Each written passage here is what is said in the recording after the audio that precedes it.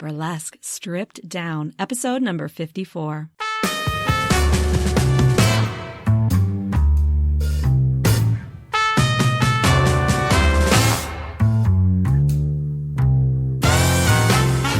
Welcome back, friends and lovers. I am so glad that you decided to press play today. This is Velvet Eau Claire. As always, I am your guide to all of the secrets, sexy, saucy, and very often not so sexy or saucy secrets of us, the ladies, gents, and non-binary folk behind the tassels. We are still smack dab in the middle of the season O sex.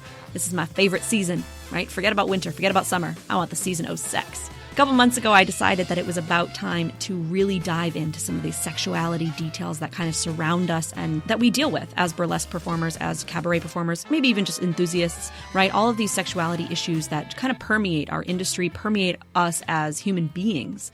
And so I wanted to kind of take some time, take an indefinite amount of time, of episodes, to delve into some of these issues, to bring on burlesque performers who have something to say regarding sexuality in particular, and also sex ed and sexuality professionals and researchers and doctors, like we have a doctor today, so fancy, right? From around the country, around the world, to really give us some new insights and how we can kind of apply these things to our lives, again, as human beings and as specifically burlesque performers and enthusiasts. So today, I do have Dr. Liz Powell on, and Dr. Liz is just a phenomenal human being. I am so lucky. I have so many amazing guests on this show, and I was super excited that Dr. Liz offered to come on the podcast. I'll tell you a little bit more about Dr. Liz in a second. Before I get into this, just as a quick reminder, if you are loving the show, if you are enjoying everything that we're putting out there, all of these episodes, the season of sex, and all the other work that we've been doing, and you'd like to see more of it, there are a couple ways that you can support the show. I do have a Patreon set up. So if you're familiar with Patreon, it is a way that you can support, financially support your favorite artists.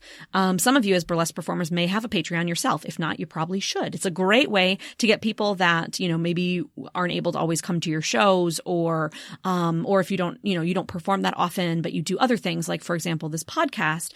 It's a way for people to support you and to demonstrate, to show that they enjoy what you're putting out into the world, and to do that with a little bit of finances to help you pay the bills a little bit. So we do have a Patreon set up for Burlesque Stripped Down that helps us at this point. We're getting some more donations, some more patrons that are signing up to help us pay for the hosting for this podcast, both the media files and the website itself.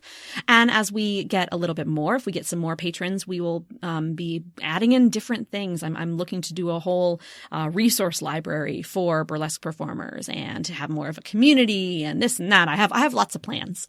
So if you'd like to help out with that and join the Patreon community over there on burlesquestrippeddown.com/support, that's going to give you the direct link to the Patreon page. There are plenty of patron-only photos that are going up over there. Those are exclusive and uncensored photos that I've been putting up from some of my photo shoots. So those are only for my patrons, and you have a direct line to me that way. And you can sign up and you can donate for as little as $1 a month if you'd like to. So I would love it if you did that. If you'd like to donate some time, I would love to have more people on board on the BSD posse. That's our Burlesque Stripped Down posse. We are putting together some people that are committed and excited about making Burlesque Stripped Down even bigger than it already is. Like I said, not only the podcast, but the community and the resources and all of these things. So if you'd like to donate some time, either as an ambassador to simply share the posts out there, or as more of a full-fledged team member to help with some of the admin things, and particularly I'd love any audio editors that want to either help out or at least listen and give me some advice, because as you know, if you listen, audio editing is not my favorite part of producing a podcast. So if you're interested in that, you can go to burlesquestrippeddown.com/join the posse, POSSE. Join the posse, and that'll take you to a little forum if you'd like to. You can also, of course, send me an email, and I can send you that link as well, velvet@burlesquestrippeddown.com. And of course, if neither of those really resonates with you right now, that is totally understandable. You can also do a couple things as easy as simply sharing this episode with someone that you know would love it, and or leaving a review in iTunes or your favorite podcast player. But really, iTunes is the Mac Daddy of podcasts at this point. So any reviews and ratings that we get over there do help us to kind of get in front of more people. They help us in the search algorithms. So that would be immensely appreciated. So let me go ahead and tell you a little bit about Dr. Liz herself before we jump into that interview. Now, Dr. Liz believes that great sex can change the world. She is a sex educator, coach, and licensed psychologist in both California and Arizona, who specializes in non-monogamous and non-traditional relationships. Dr. Liz has helped couples and singles become more confident in who they are and communicate more effectively with their partners. You can learn more about Dr. Liz and her work at sexpositivepsych.com. Now, Dr. Liz and I, we have a fantastic interview coming at you. And I will say in the beginning, we talk about a lot of different things, and we do talk a little bit about polyamory and solo polyamory because that's something that's kind of how I found Dr. Liz in the first place, was through a podcast around that topic. So if that's something you're interested in, you definitely want to listen. But even if that doesn't quite interest you, stick around because we do talk about some really interesting things all the way around, like basically sexuality and by association our art as burlesque performers as activism. Right. And I kind of touched on this back in the Sex Down South recap when I talked about Sunny Megatron and basically the whole theme of the Sex Down South conference in general, which was about the politics of sexual desire, of sexuality, and Sunny Megatron's keynote speech about the personal being political and the political being personal and all of that. But Dr. Liz and I mostly Dr. Liz, I was just kind of absorbing all the amazingness, right? And soaking it all in. Talking about how living our authentic lives and being our authentic, sexual, vibrant selves is a form of activism right in itself. And that was amazing. Of course, that then brought us into talking about authenticity, and then we continued on and we just talked about a bunch of crazy things. So this is a fantastic conversation. It is one that I'm going to listen to again and again, and it's probably going to, shoot right up to the top of my favorites. I don't know. I don't think I can ever pick favorites on this show. There's so many. You guys are so amazing. So let's go ahead. Without further ado, here is my interview with Dr. Liz.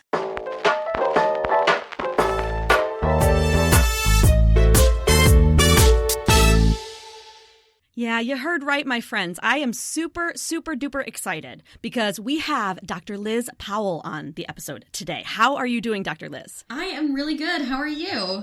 Good. Is it okay that I keep just calling you Dr. Liz? I Absolutely. feel like that. I don't know if that nickname that name has really stuck, but I love it. I think it's the best. Well, so Reem Mahalko is the one who started by giving me that name, and he said, "You better be careful. This is going to stick." And I was like, "Great, let's do it." It's so good. It's so much. I mean, you have a great last name too. And, even Liz, hey, it's my middle name too. It's all that good stuff. But Dr. Liz, it just rolls off the tongue. And plus, then everybody knows that they really got to listen to you, right? Well, I got my doctorate largely because I have just enough narcissism that having people call me doctor feels really great. So yeah, might as well take full advantage. I love it. That's awesome. No, for those of you, I gave a little bit of this in the intro already, but for those of you who don't know, I'm launching into this because I am actually really, really excited because I am not going to lie. I totally have a little friend crush on Dr. Liz. And it's one of those things I was saying before we actually started recording, that one of the funny things about podcasting is that you feel like you know the people whose podcasts you listen to over and over. And so Dr. Liz is currently one of the regular hosts, I guess, or panel. I don't know if you guys call it a panel. I don't know what you call it. One of the regular people on Life on the Swing Set, which is a great, funny podcast that goes into a lot of different things, all surrounding, swinging and polyamory and just dating in general and sex in general. And so Dr. Liz has come on there and she is just amazing. And so I listen to that so much that, like I said, I feel like I already know you a little bit. And I have to remember that, nope, actually, in fact, she does not know who I am, even though I think we're best friends. Yeah, I'm so happy to be on the swing set now, and we are calling it official co-host. Got it. Okay. And I'm so happy that Dylan and Cooper asked me to join the crew and that we now have Mike and Lola on there too. Yes. They're all people who I'm not friends with Mike in real life yet because I haven't met him in person. But Dylan and Cooper and Lola are some of my favorite people. So for me, it's like getting to hang out with my buddies and talk about sex, which what isn't better than that? How could you have a better time than chatting about sex with your buds? It's so true. It's so true. And I have to say, I've been listening for a while now, and there was a previous co-host named Ginger, who is amazing, by the way. I really, like, as far as listening, I don't know any of these people in person, but I have to say that I love that you are providing this new perspective on this, especially coming from a solo poly perspective, solo. And in case, because this is not a sexuality necessarily podcast, we don't really talk too much about polyamory. So for those of you who don't know, polyamory is just basically, dating or having either romantic or sexual relationships or both with multiple people.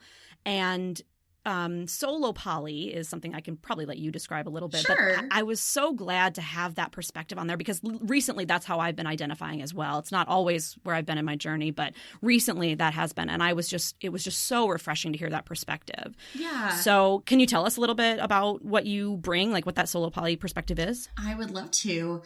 So for me, the definition that I use for polyamory is the practice of having multiple loving relationships with the full knowledge and consent of all parties involved. Oh, it gives me chills. I love it. It's perfect. Right. And I think that's a definition that I've stolen largely from like Franklin Vo and Eve Rickert. And I was also on a poly listserv for a while for people who are poly leaders. And that's the definition that most of us came to. So solo poly is the practice of polyamory in a way in which you do not yourself intend to be part of a couple. So you don't tend to follow the relationship escalator. So for those who are sitting there being like, what the heck does that even mean? Everyone has heard the nursery rhyme, first comes love, then comes marriage, then comes the baby in the baby carriage. Yeah. That's the relationship escalator. It's the path that we are all told all of our relationships must follow. Otherwise, they are not good relationships, or they're worthless, or you have to break up with the person and never talk to them again. And they can never date your friends. Mm-hmm. And it comes with all of these expectations that we tie into our fairy tales and our popular culture and the way that we interact with people who are having relationships. We're always asking our friends, well, where is this going? What are you going to be doing with this person? As if there is an implied directionality. So with solo poly, you step off of that escalator and instead look at, with each individual person that you date, what is it that you want from that relationship? Do you want to cohabit with anyone? Do you want to share finances with someone? Do you want to get legally married? Do you want to bear children? Do you want to do none of those things with anyone ever? It decouples, which fantastic word in multiple senses here, the trappings of commitment from the actual practice of commitment. That commitment can be so much more than just we share finances. That commitment is about the decisions that you make and the way that you live your life. So people who are solo poly can have very deep and intimate and committed relationships, but never really intend to live with someone or to share finances or to get married or to have children. They tend to practice as people who value their autonomy above all else. Mm-hmm. So for me, as a solo poly person, I practice my polyamory in a way that gives everyone involved in every relationship that I'm a part of the most freedom possible. I'm always looking for ways to empower my partners to have more choice and more freedom, because that's what I want them to do for me. It is when I am the most free that I feel the most loved.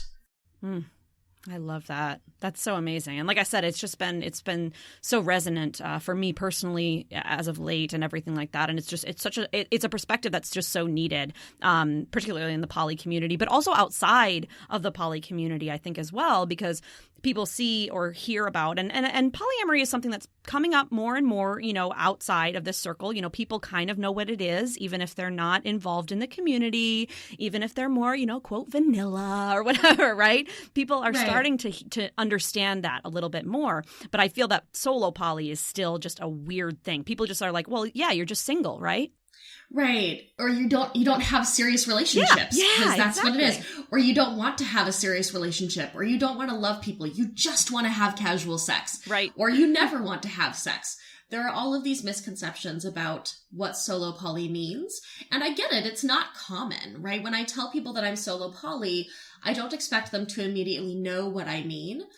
What I do expect is for people to ask questions about what that means. Mm-hmm. Particularly if you're interested in dating me, if I use a term that you don't understand to describe myself, the best thing you can do is ask me, okay, what does that mean for you? Yeah. And what does that mean in terms of what we're building? Yeah, absolutely. I think that's so important to get that clarification, like you said, especially if you're someone that wants to build something. And I think in general, that's just a good practice to be in, that if people are using terms about their own self-identity that you don't understand, first Google, because Google is your friend. Mm-hmm.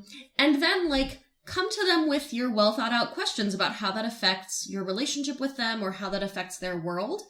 Do the 101 stuff yourself, but then come to them with an opportunity to give their voice if they want to what that looks like for them.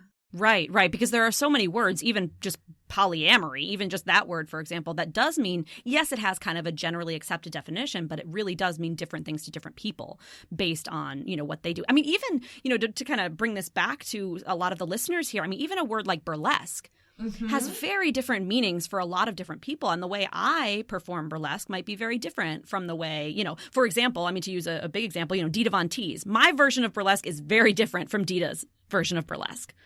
Right. They're both kind of under that umbrella, but what it means to me, I mean, granted, I haven't spoken with her. I don't know exactly what it means to her besides what she said in some interviews, but it's different. And it's important to take everyone's kind of experience individually. Absolutely. Well, it's fantastic. Like I said, I'm just thrilled to have that kind of perspective because, I mean, though, Life on the Swing Set, I mean, it has that swing in the title. So it's kind of, it has been at some points more focused on that. I think there were a couple times when I was like, it's feeling a little couple centric. It's feeling a little, yeah, all of that. And so having that, I remember specifically there was one about, I think there was an episode and they did a great job. I'm not criticizing at all, but it was just, it was a topic about, involving a third in relationships, but they came from the perspective of the couples, right? Which is understandable because that's where their experience lies. And that's also where our culture starts talking about those things. Absolutely. Even the majority of mass media that talks or mainstream media that talks about polyamory talks about couples doing polyamory rather than people doing polyamory. Yes. It's generally white cis folk where the man is straight and the woman is bisexual. And that's the couple that they focus on. And they talk about how it's just like everybody else, except more people. and it's this very cis, straight, white, upper middle class version of how to have non-monogamous relationships. And I think that, now that I've kind of dipped a toe in the swinger world by getting in with the swing set people, I was never a swinger before. I experimented with non-monogamy in high school and then came to non-monogamy full time after my divorce. And so I've never been in a non-poly world, at least a little bit. And so stepping into a swinger mindset was very interesting for me because I come from such a different grounding. My journey to polyamory was one of autonomy and independence. And so seeing this very interestingly couple-centric approach to things made me have to think about how I place myself in that culture, how I interact with people from that culture, and how I can validate the choices that they're making while pointing out if there are some ways in which that culture can be problematic, particularly to often single women or people who are less empowered in the way that they're interacting. That's beautiful. It's so important to have people that come to it from different backgrounds, from different experiences and things, and to have people like you be vocal in those situations. That's amazing. Yeah. I mean, so an interesting experience I had, I went to the Desire Takeover with the swing set this year. And I went with a friend of mine who we had not previously had sex, not for lack of desire, but we just hadn't. Because we live in different states and we only saw each other at conferences, and at conferences, dance cards get very full very quickly. But we agreed to go to Desire together, and everyone was baffled by what our situation was and why we weren't arriving on a flight together and why they didn't need to ask his permission to play with me and why they didn't need to thank him after kissing me. And it was just this really fascinating glimpse into how different that mindset is. And recognizing that every subculture, right, has its benefits and also has its blind spots, and feeling like who I am and how I interact in sexual and dating and romantic spheres in a lot of ways is the flip side in the non-monogamy world of how swingers operate. So Okay, so we jumped kind of into this polyamory thing, which is basically what I would sit here and talk about with you for probably an entire hour, 2 hours, if possible. But I acknowledge that maybe some of the listeners to this don't necessarily identify in the polyamory thing. So let's back up a little bit. I would love to hear, we got a little bit of your bio. We know kind of like the general of who you are. But let's hear who Dr. Liz like really is. What lights you up? How would you kind of fill in the gaps from your bio to give us a sense of who you are as a human being? So the big line that I've been hanging on lately and that I'm thinking is going to become one of my catchphrases is great sex can change the world. I believe very strongly that the sex that we have, the pleasure that we seek, and the ways in which we express ourselves authentically and beautifully through the sex that we have and the relationships that we have is one of the most powerful forces in our world. The sex that you have is activism. The ways that you choose to express your wonderfully unique set of characteristics in the sex that you have with other people, that is a way to bring more of that authenticity and passion and pleasure to the world. I think that when we look at how most people talk about doing activism, it is things that come at personal cost, which is real. In order to create change, right, people are going to have to pay something in, whether that's time, whether that's people volunteering to get arrested at certain demonstrations, whether that's people who are making phone calls every day or people who are chaining themselves to trees, whatever it is. To some degree, all activism, all change comes with a cost because systems don't want to change.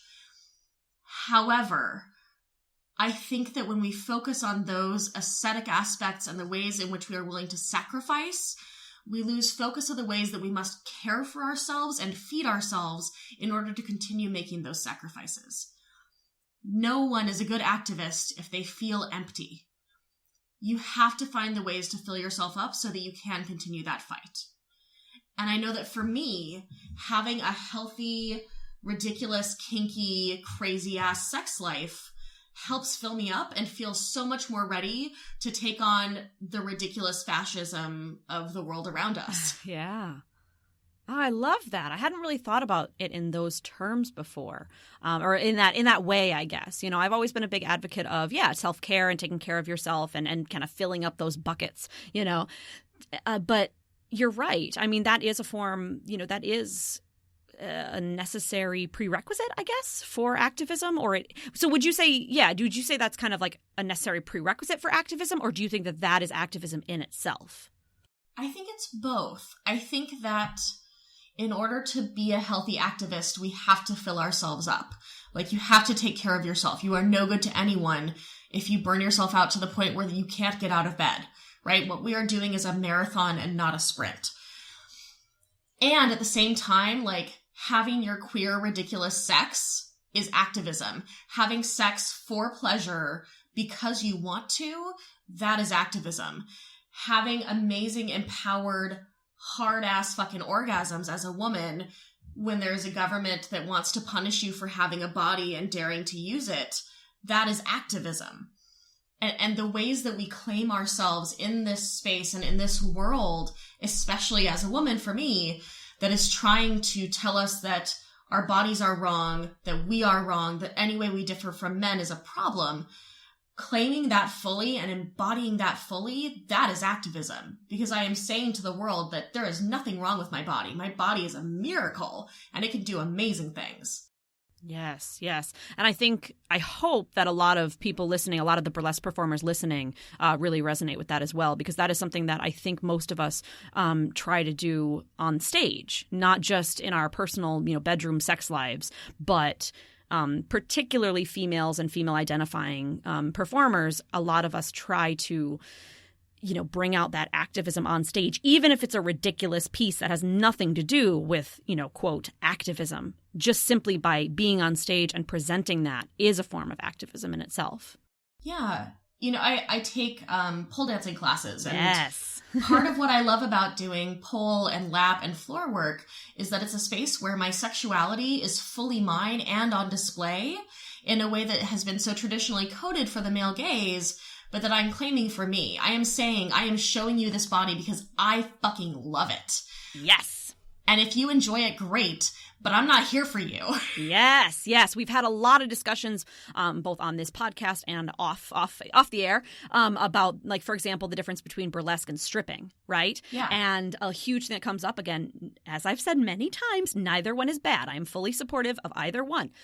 But I think the difference is in that power dynamic a little bit, right? You know, the stripping in a traditional strip club is very much about that, usually male, not always male, but that gaze of the customer and the money that they're giving you. Whereas typically in a burlesque show, it's much more about, look, this is what I'm doing.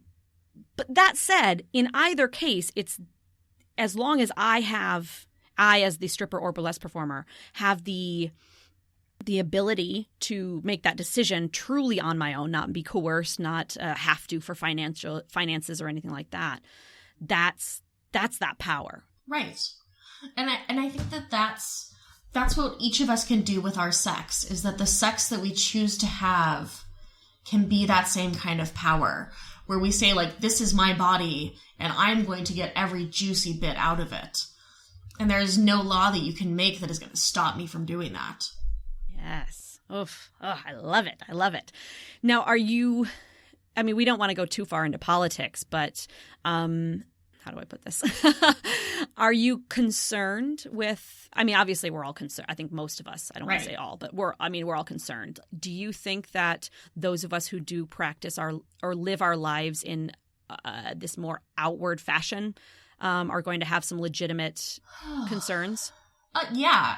So I'm a part of a group of women who talk about sex on the internet. Mm-hmm. And in the last 6 to 8 months, 2 of the members of that group have been personally targeted by Milo Yiannopoulos. Oh my God. And so yeah, I think it's coming. I am making a choice as a relatively financially stable, mostly cis white woman to keep taking these risks because I have enough privilege, particularly as a disabled veteran, which is a class that most people don't want to fuck with, mm-hmm.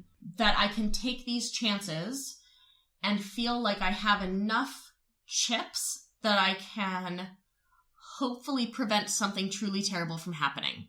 But who knows?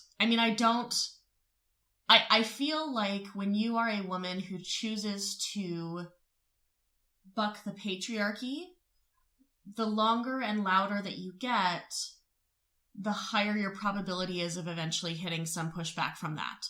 And pushback here means, days or months of people being horrifically vitriolic towards you on the internet, possibly doxing you, possibly making threats towards you and your family. And I think that unfortunately right now, that's one of the costs of entry to being a person who is doing this work. And it's scary and it's a lot to cope with. And I'm not going to let those fuckers keep me down. I would rather take that risk and then end up having to figure out what to do if shit went down than not do the work that is important to me and not talk to people about the things that are important to me because I'm worried that I won't be safe. If there's anything that I've learned over the years, it's that most safety we have is an illusion. You can be safer. You can do some things to help ensure that you're doing the best you can, but no one is ever truly safe. And if you're sacrificing safety for freedom, you'll get neither. That's so true. Absolutely. Speaking of safety, though, I'm sure there are some things. Do you know of any things? Do you have anything off the top of your head? Like, what can we do if we do want to still be vocal and active and all of these things, whether we're performing or educating or whatever? Are there anything that you can think of off the top of your head that we can do to kind of like either safeguard us or protect ourselves a little bit? Yeah. Well, so the Swing Set did a really great episode that I still have not fully processed on how to protect yourself on the internet. We brought on Chris Pent, who is a wonderful friend of mine, and he and Dylan and some of Cooper talked to the rest of us for most of an hour in terms that I'm still trying to figure out fully. But they put together a bunch of links that you can access to help lock down all of your information as much as possible. They highly recommended using either Signal or WhatsApp as secure communication methods. They went over different ways to lock down your stuff on the net as much as possible. I think that the best thing most of us can do is make sure that we are making a risk-aware decision. So think about, realistically, what are the risks inherent here?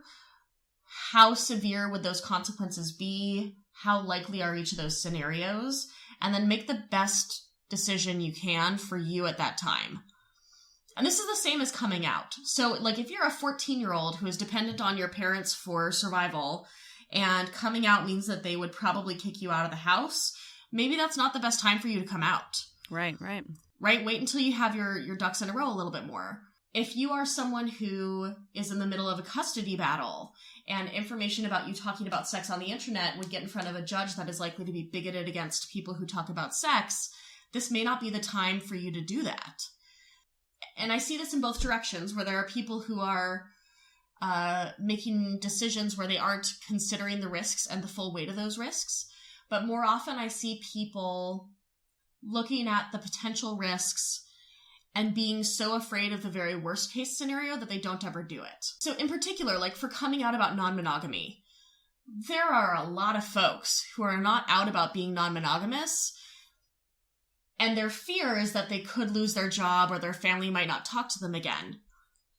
And most of those people are cis white folk that are relatively well off financially.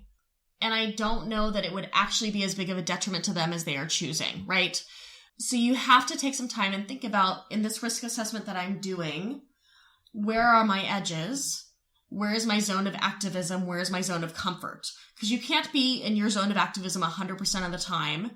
But if you're always comfortable, there's probably more that you could be doing. Very true. Very true. And that actually brings, that's funny that you mentioned that, because there was something, I can't remember if it was, it might have been Michael Hyatt that I was listening to, or I forget exactly where I saw this particular quote or whatever, but he was talking about like the comfort zone, right? And that phrase has kind of been used, a lot. We all know what that means, the comfort zone. But then he also mentioned the discomfort zone, but then he took it one step further and said also the delusion zone. Right? So separating it out like that, because we often think of either comfort or discomfort. But then in that case, discomfort could mean all sorts of different things, right? And he was talking about all of this in a business sense. But we could think of it as, that comfort zone that we are in, doing, what just feels okay for us, versus pushing ourselves just a little bit. We don't want to go all the way into the delusion zone and not realize what these risks are and just say, fuck it to the world and just, I'm going to do whatever I want. I'm going to be a burlesque performer every day out on the street. I mean, that's delusion. Like that. Don't do that. But there's kind of those different levels of it. And I just like that. That's what it reminded me of when you mentioned that. Yeah, I think that there are definitely different levels. And I think that, if I was going to start running today, I wouldn't say, I'm going to start running today and next month I'm doing a marathon. That would be silly. Like, there are a handful of people on this planet who can wake up one morning and be like, I'm going to do a marathon next week. Everything will be cool. Same thing with activism. If you haven't been doing a lot to take care of yourself, and you jump right in with going to every single march, right, making every single call, sending every single letter, trying to fight for every single thing, you're gonna burn yourself out super quick. And if you look at all the things happening and you're like, oh, I would feel uncomfortable making a phone call, so you don't do anything, again, your comfort zone is getting in the way of your ability to actually do something.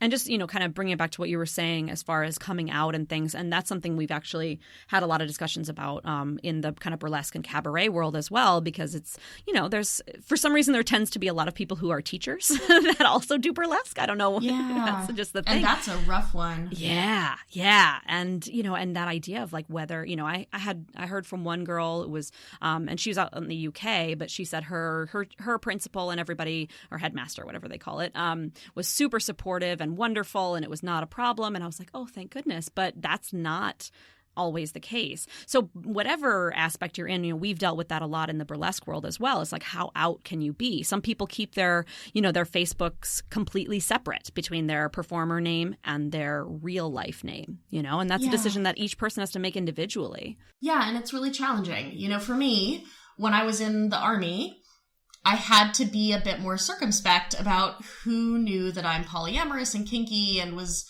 working with poly-kinky queer folk. I started my private practice initially while I was still in the Army.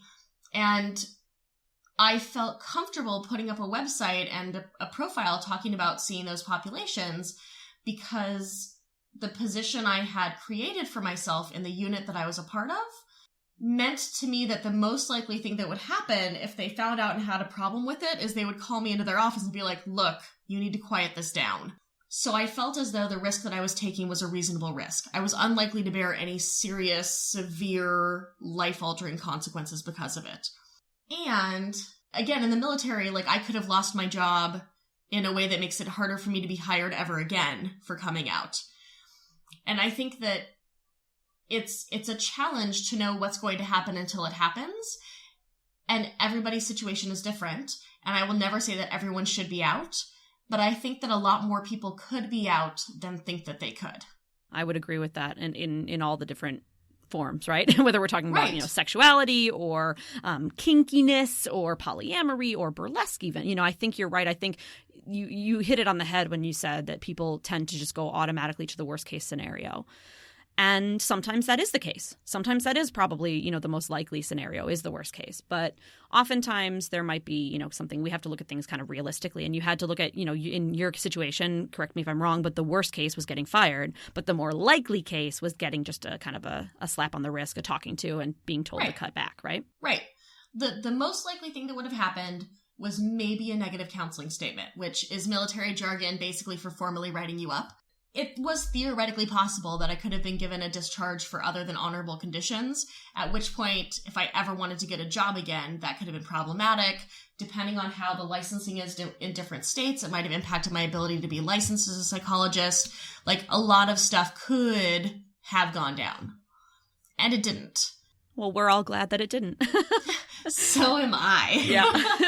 Well, and I have to tell you, too, I was actually listening to that Swing Set episode recently. It's funny that you mentioned it. And I'm having a hard time myself because I personally just internally feel like I don't give a fuck. Like, I'm like, oh, yeah, I should probably safeguard all these things. And I probably should separate out my, my Velvet Eau Claire from my, real muggle name and all these things and all. But I don't know. I'm having a hard time caring. I know I need to care a little bit and make sure that I'm safe. But because I do mostly work for myself, I do work for other people. I have clients occasionally. But if those went away, I really wouldn't. It wouldn't be the end of the world. I don't have children, so there's no custody battles. My family, my close family anyway, the ones I care about, they already know.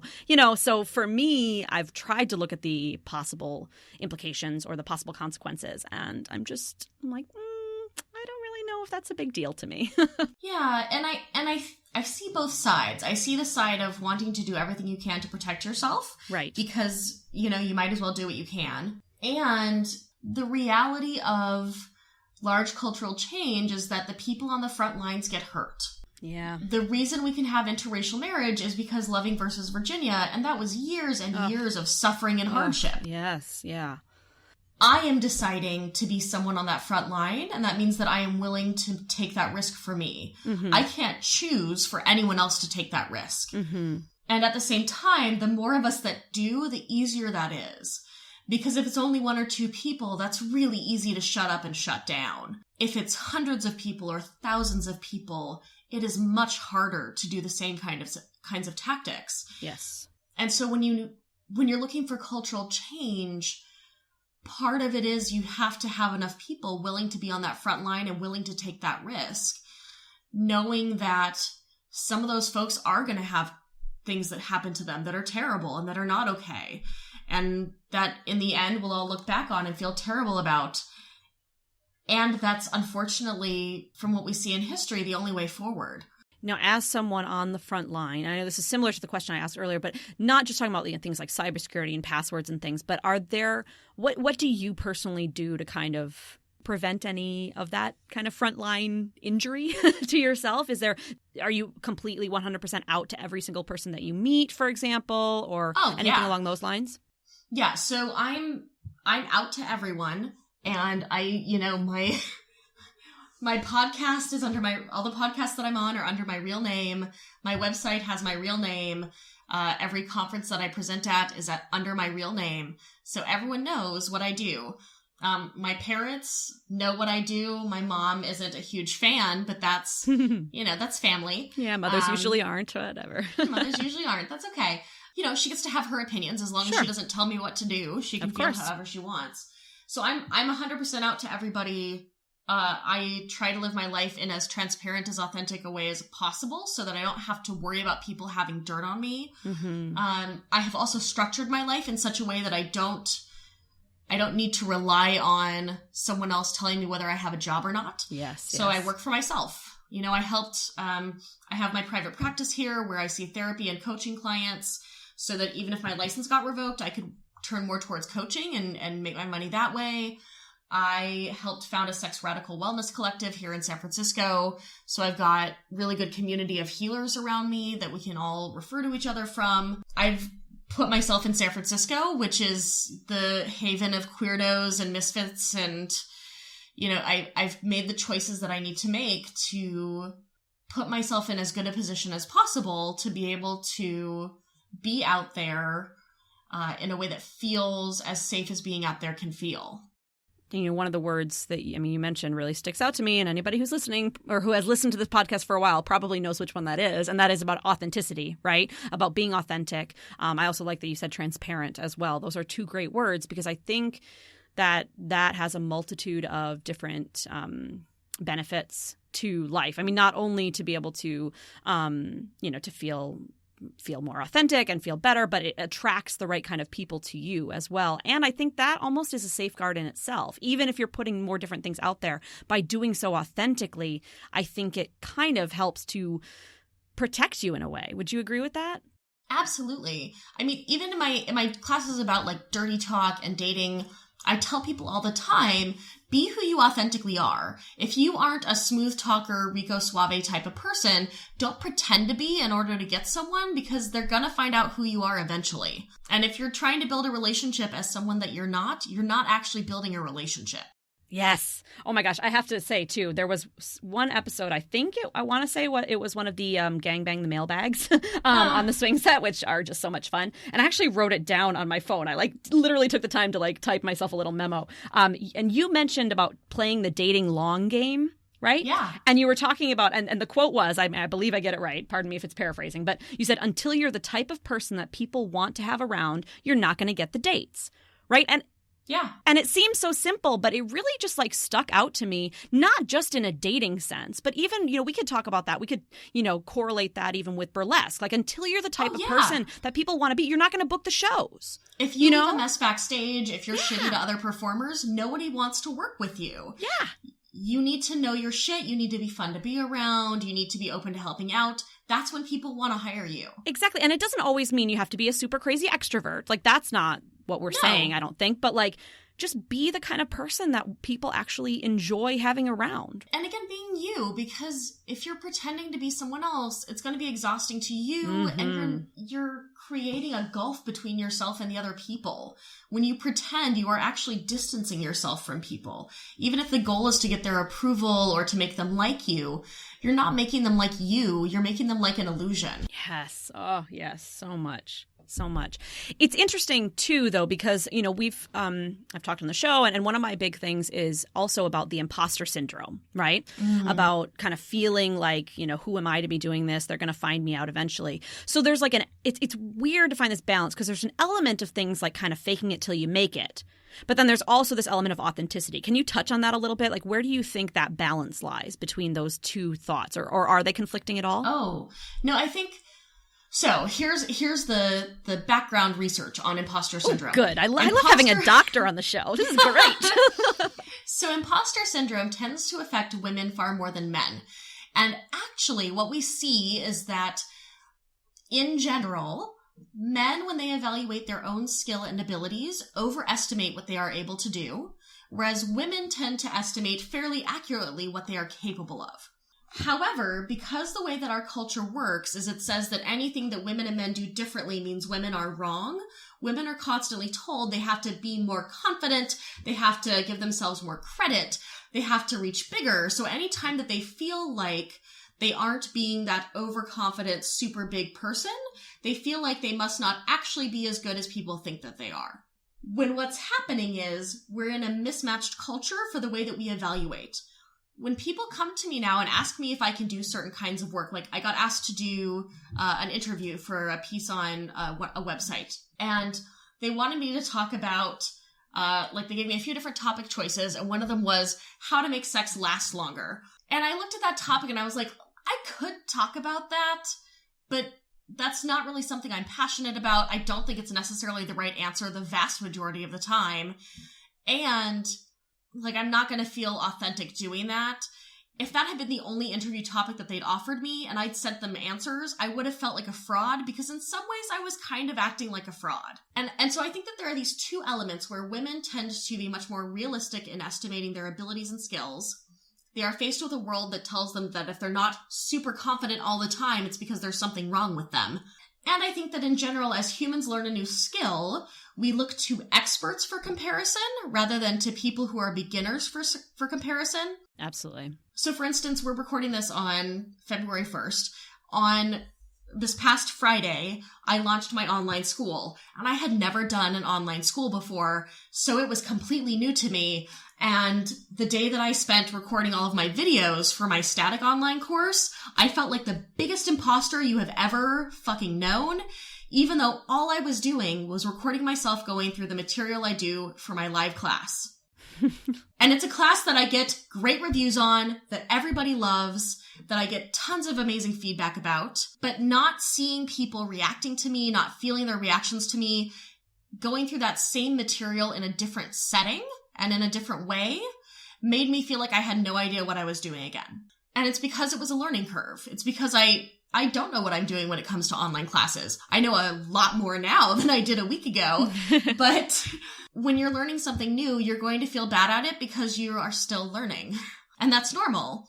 And so I think that when people talk about imposter syndrome, it's usually a combination of something they are new to, so they are still on a learning curve, something that they have either a mismatch in terms of their authenticity for, or that they've gotten feedback that they're not confident enough about because their culture match is wrong, or it's something where they know exactly where they're at, but because they aren't fitting that culture, they feel like they should be more confident. Interesting. Yeah. I would agree. I would agree with that in a lot of the cases. Definitely. I've read about, because I've done a bit of research, not necessarily academic research, but kind of articles and interviews and things on it. And I have heard of a lot of people who are still, they're not beginners necessarily. So I think they would probably fall into like one of the latter categories, including some men. Obviously some men feel it as well. I want to say it was somebody like Tom Hanks, I think, who said he was still feeling like an imposter even after decades of whatever. Yeah, and I think that, to some degree, no one ever feels anything all the time. Right. Like if I told you that starting tomorrow you are going to feel happy forever, it doesn't make any sense, right? No. Even happy, which is an emotion we tend to consider to be positive, would be exhausting all the time. And so your confidence is going to wax and wane, and I think that less so than finding ways to never feel imposter syndrome, it's more important to find what it is that pulls you out of it. So for me, I know those tools are, I get external feedback from people who I trust, who I know will be honest and kind. I walk away for a bit until I can come back and let the emotions fizzle a bit. Because when you're in the middle of a strong emotional reaction, it's really hard to think anything other than what those emotions want you to think. So I take a break, do something else, try to laugh or walk or get some sun, something else so that I can break that cycle. Mm-hmm. And then giving it a breath and coming back is what tends to help me a lot.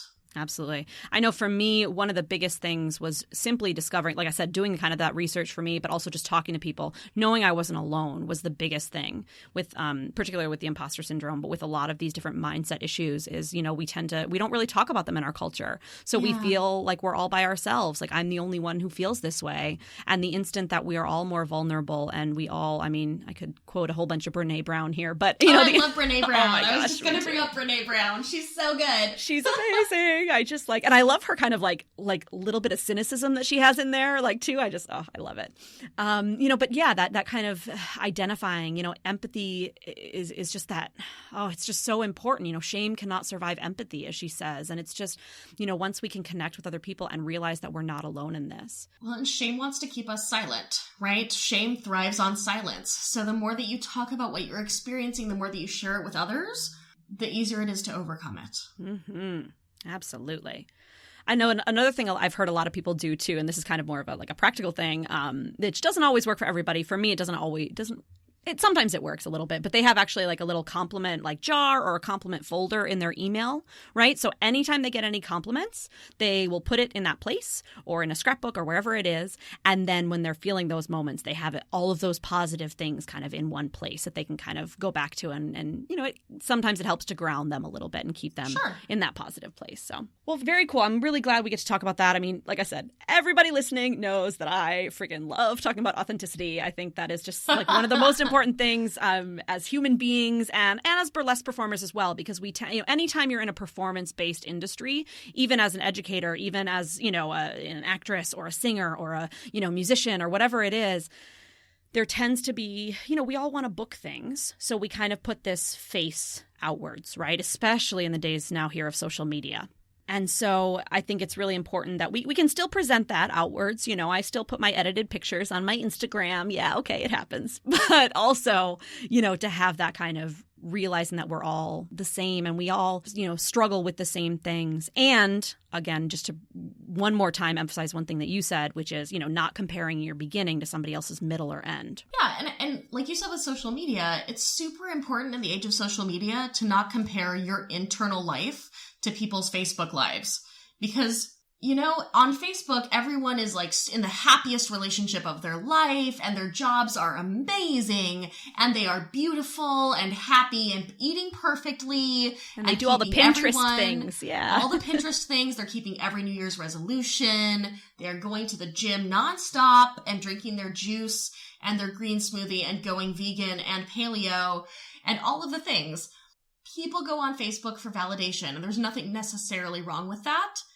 And what you're seeing is only a piece of what's real.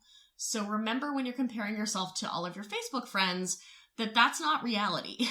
We've all had that friend who all that they post on Facebook is about all the things that are going wrong for them.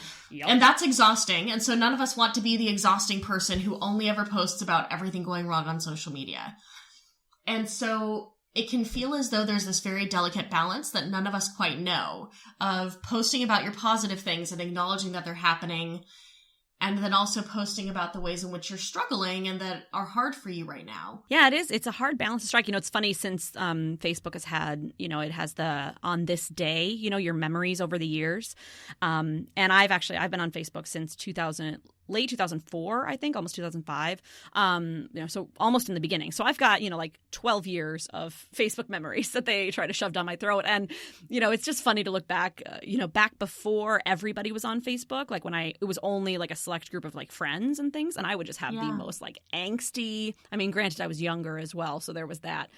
And very often intoxicated. There's also that. Dude, I found a book of my high school poetry. Oh, and it was so bad. Oh my God. It was so angsty. Oh. I am so excited because actually in Orlando, they're doing something called the Orlando Cringe, which is a play because we have the Orlando Fringe Festival that we do a lot. But they're doing something called the Orlando Cringe. And apparently they've done it before, but I haven't heard it. But it's people reading from their high school journals on stage. Oh my God. And I bought 2 tickets right away. I'm I'm going to find somebody to go with me because this sounds amazing. It's the Valentine's Day edition and it's going to be absolutely but real, and raw. I'm so excited. I'm so excited. Oh God. Talk about stepping into your strength and courage, reading your high school journal to people. Oh my God. Woo! I don't know Those if I could. People are brave. Oh, I know. I kept a journal from I think 7th or 8th grade all the way through till I was about 21. And so I still have almost all of them and actually unpacked them fairly recently to put on my bookshelf. But I haven't been brave enough to even look inside of them, much less to read them in front of people. So So anyway, okay. So let's go ahead and I'd love to talk. You mentioned self-care earlier, or I mentioned it, or somebody mentioned it. It came up. Do you have a particular favorite self-care practice that you like to do? So here's the dirty little secret of most of us mental health folks. We are like excellent at teaching other people how to do self-care and tend to be the worst at it ourselves. So my self-care, okay, I've actually gotten into a better habit about this recently. What I will do every week is pick what my top 3 to 5 priorities are for that week of everything total. And then I give myself rewards for each of the things that I accomplish. Now, those goals that you make, are they personal or professional or a little bit of both? So it's a little bit of both. So for instance, like my top priorities this week were seeing my clients, planning my next week, doing my move because I just moved, and then preparing for and teaching my class in Albuquerque. So it's a mix of both, and then I pick rewards for myself for each of them.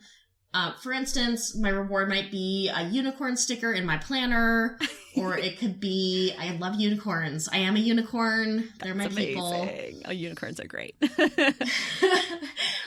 Sometimes my big rewards will be like getting a super delicious ice cream sandwich from Baked Bear, which is a place here that does in-house ice cream and baked treats, and their cookies are to die for. Or like going out to dinner or something. So I pick things that make me feel really good. And in some ways, limiting my priorities so severely is one of my biggest acts of self-care. Because the type of person that I am is I will try to do literally all the things and then get super burned out and do none of the things. Sounds familiar to me. Yeah. Right. So by limiting myself, I'm much more likely to actually get things done. Things that I'm looking forward to for self-care. In my move, I just moved to a place where I have a bathtub with jacuzzi jets.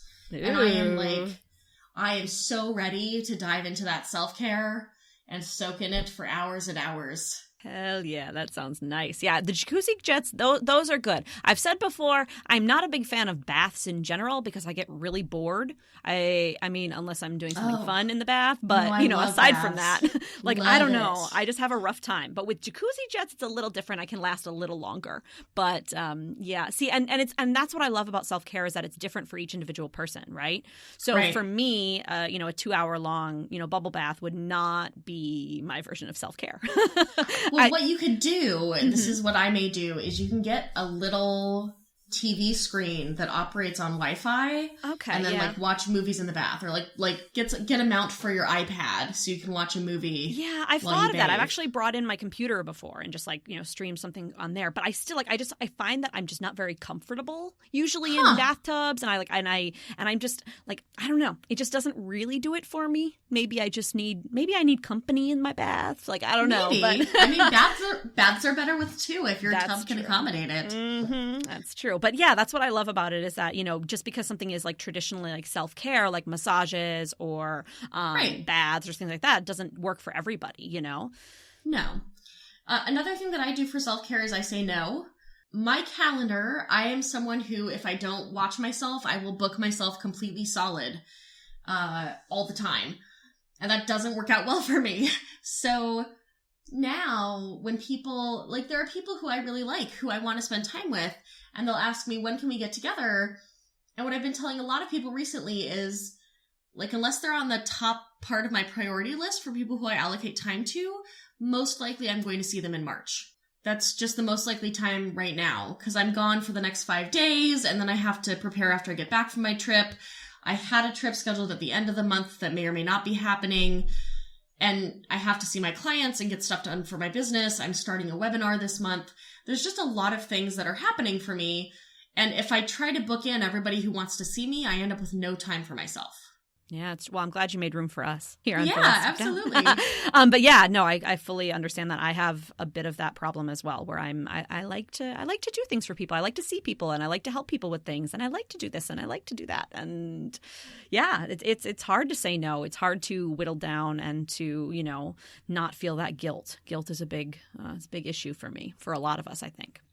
Yeah, and what I've learned with practice is that my no is actually a good thing for me to give that person, because what I tend to do is eventually I'm like showing up to these things where I'm showing up out of obligation, not because I really want to be there. Mm-hmm. Where if I say no more often, when I see those people, I'm like super excited to see them. Yeah, that's a really good point. When I say yes to the thing, I'm saying yes to it because it's really important to me. And narrowing it down makes it so that each of them is a lot more juicy. Absolutely. Yeah. I mean, that's a really, really good point. And it echoes some conversations that are being had about consent these days, right? You want to have like, the enthusiastic consent. If someone says yes to something, whether it's sex or dinner or drinks or a meeting or whatever, if they say yes to it out of obligation, it's not nearly as enjoyable for all parties involved. No. I'm glad that you mentioned that as part of your self-care, because I think so often we focus on, again, the kind of traditional things and forget that just these daily choices that we make minute to minute can be part of our self-care as well. Yeah, absolutely. No is so wonderful. So many people get freaked out about no, and I tell people, like, no is essential in my life. I don't really trust someone that I'm dating or sleeping with until they give me a good no. Because until I know that you will tell me no when you need to, none of your yeses are as meaningful. Mm-hmm. Yeah, that's very true. And, and as, if you look at it from the receiving end of the no, I mean, in addition to what you just said, I remember at one point I was doing sales and my manager, my trainer was telling me, just think of no as the acronym, like for the next one. And from that kind of perspective, it's easier to take the no's as well, to think of it like just, well, now I have a chance to do something else or to ask something else or to find someone else or, whatever that situation calls for in that particular moment. Right. Like, do you want to spend time with someone who's simply there enduring their time with you? Not particularly, no. No, I want someone who's like really fucking excited to be spending time with me. So if someone tells me no because they can't be really fucking excited, then I get to find someone who will be. Yay! That's much more fun. Yeah. So speaking of really fucking excited, I think we should go ahead and move on to my favorite two sections. Well, I don't know, because I love the conversation part that we have already. That's always good too. But these little last two sections are really, really fun for me. The first one is called Pick Your Poison, and I do this with everybody. This is basically, you and I have gotten into some really deep stuff, right? We've talked about polyamory, we've talked about authenticity and activism and all this crazy, amazing stuff. But now it's time to go a little back to superficial again. And we would just kind of want to get to know you just on a real superficial level. So I've got 11 different questions, but I only want you to answer one of them. So I want you to pick any number 1 through 11 to determine what your question will be. We'll go with 7. Number 7. Oh, I love this one. I feel like you're going to have a good answer for it too. Okay. So if you could spend 48 hours in the body of someone else, who would you choose and what would you do? Oh my God. That's a really challenging question. I know. Superficial does not mean easy. Thank you. Oh. Wow. I think I'm going to go with the nostalgia factor right now and say I would be Barack Obama. Oh. Because, first of all, he's just crazy smart, and I want to see what it's like inside that brain, and I want to have some really awesome sex with Michelle Obama. Oh my God. And feel what that's like with a penis. Like, that would be the most amazing cluster of experiences. This is my favorite answer ever. You're so right. Yes. Oh, she's a goddess. She's amazing. I just love her. And I love him, and I'm so sad. No, I'm with you. I think that's great. And that they are still crazy passionate for each other. So they sure seem to be. Yeah. I want to feel that. Yes. See, I'm tempted in a much less fun way. I would be tempted to answer Donald Trump. Not for any of those fun reasons, but just so I could fuck up everything in his administration, though. Oh, right? Yeah. Yeah, I could do all the things in 48 hours. That's you could fire a lot of people. I could fire a lot of, as we've seen him do already in 48 hours apparently. But okay, no politics. Just let it go. Moving on. Moving on. Okay. No, that's a fantastic answer. I love that you went there with that. Good. Now the next section is called This or That, and this is kind of our quick fire round, where I give you 2 different options, and you just say whichever one appeals to you the most. You can interpret these however you want, and we'll just kind of go through them. 2 options, pick whichever one you like better, okay? Okay. Sweet. All right. We'll start with Starbucks or Dunkin' Donuts? Starbucks. City or country? City. Movies or TV shows? Ooh. TV shows. They're so good lately, the last decade or so. Oh. Well, and you can explore concepts in more depth. Yes. Yeah. Mm-hmm. Now, I'm not sure if you're familiar with a lot of burlesque performers, but I'll throw these out there. Dita Von Teese or Dirty Martini? Ooh, that's a tough question. Dirty Martini. We love them both, but Dirty, she's amazing. Now, how about a Dirty Martini or a pint of beer? Dirty Martini. Day or night? Oh, that's challenging. Night. How about Harry Potter or Star Wars? Wow. That's tough. Well, okay, so are we... Yeah. I want to ask clarifying questions, but that misses the point of the exercise. So we'll go Harry Potter. Go Harry Potter? All right. Now I'm curious as to what the qualifying question was, or clarifying question was. Okay, so if we're looking at, like, all of the Star Wars, right? True. The way that they use women is not particularly great until the very recent films. True. Whereas, like, Harry Potter at least has 1 to 3 great women characters in every book, and they have a range of women characters, which is really appealing in and of itself.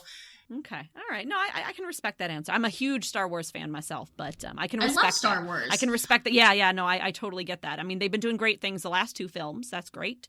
But even I don't know. I even had issues with Rogue One. Have you seen Rogue One? Yeah, I've seen Rogue One. I really enjoyed it, and yeah, it was.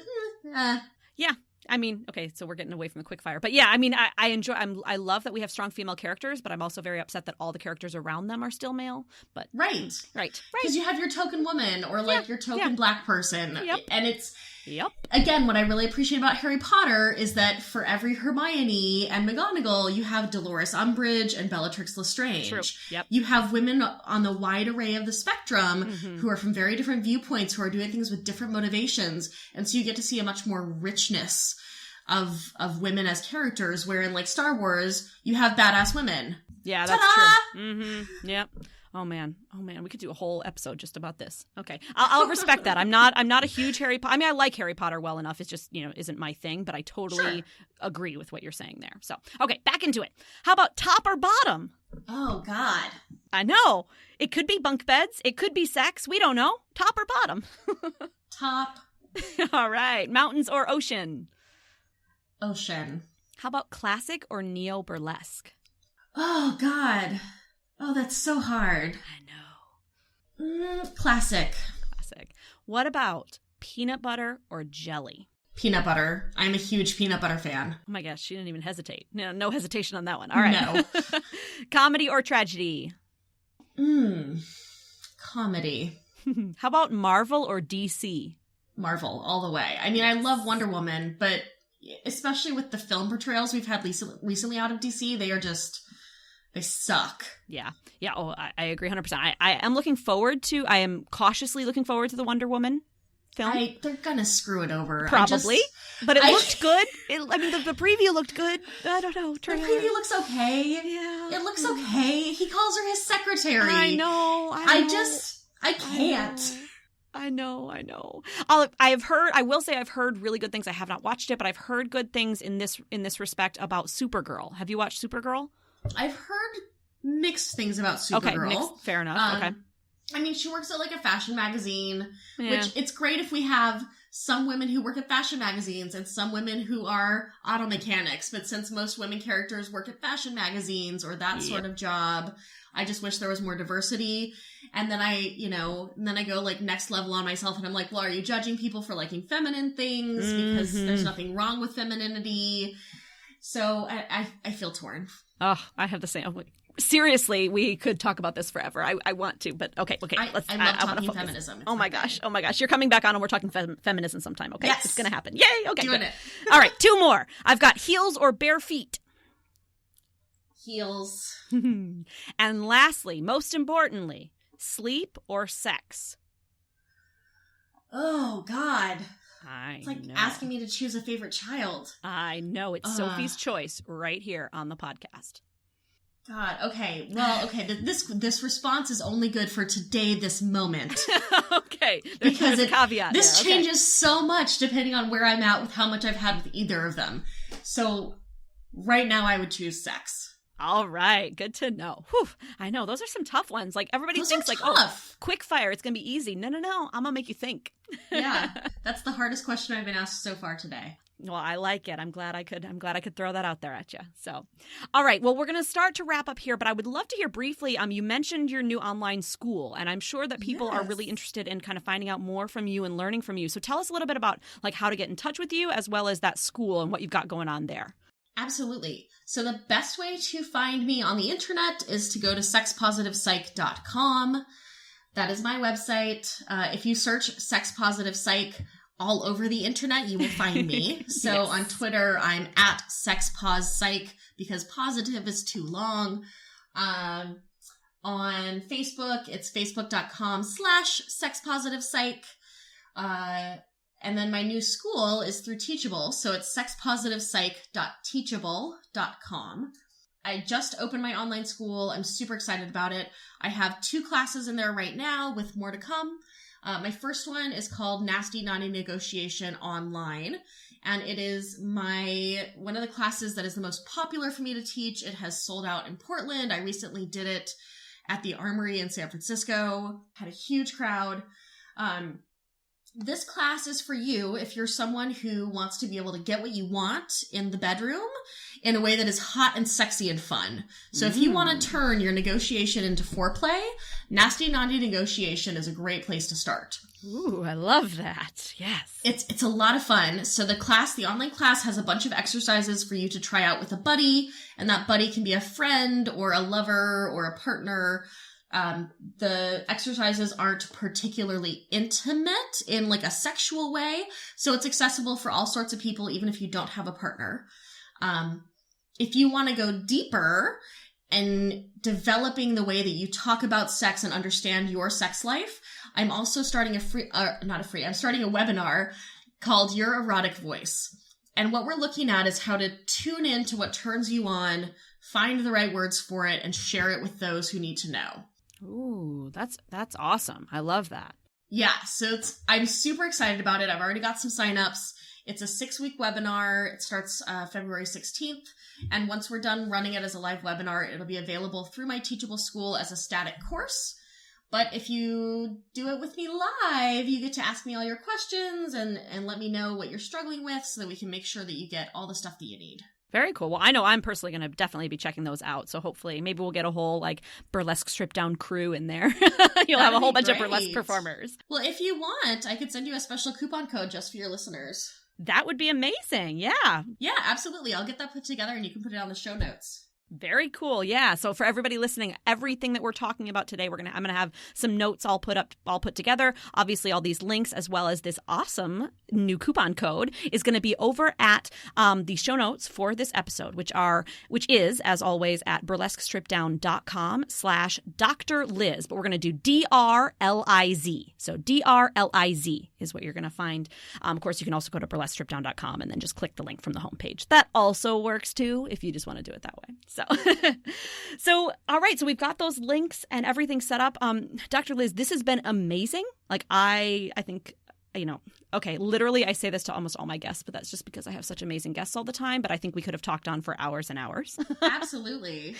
So you're definitely going to come back on sometime and we have some more feminism talk. Especially, I love this discussion about feminism in the media because that's been on the forefront of my mind lately as well. So we'll have to have a part 2 at some point. Absolutely. But in the meantime, is there anything else that you kind of want to share with our listeners? We've got a lot of burlesque performers and, as we like to call them, burlesque adjacent, supporters and enthusiasts and things. Anything else you want to share with us today? Keep doing what you're doing. You're a part of the sexy revolution. Woo!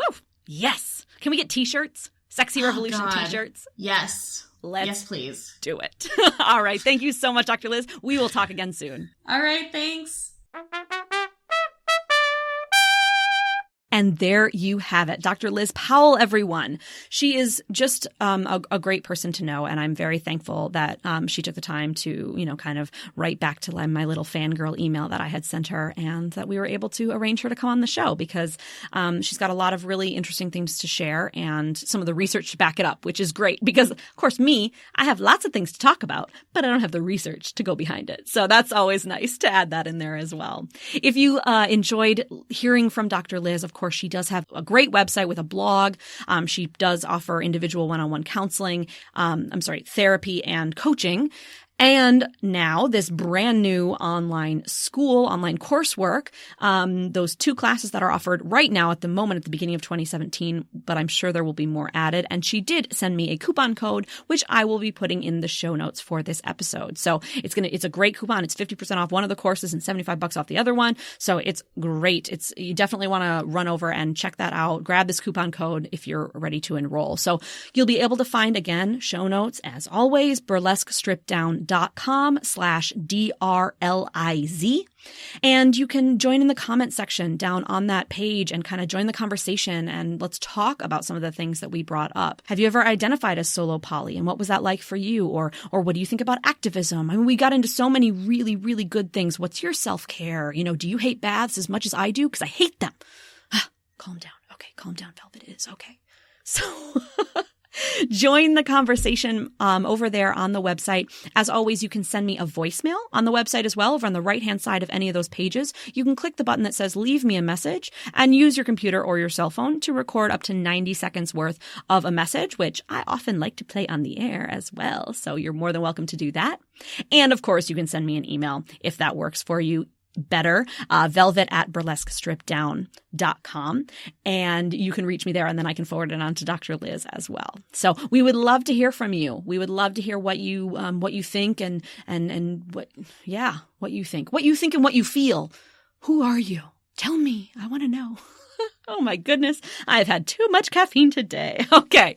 I think that's going to wrap us up today. I do have some more interviews coming up for you in the season of sex that I am extremely excited to share with you. And eventually we may move out of the season of sex. I don't know. What do you think? Do you want me to? Do you want me to move back to burlesque performers? Tell me what you think. I don't know if you don't tell me. All right, my friends, lovers, and everybody else who's neither friends nor lovers. That's silly. Why would I say that? All right, my friends and lovers. I will talk to you again very soon. In the meantime, stay warm wherever you are, stay active, stay authentic, and of course, stay sexy.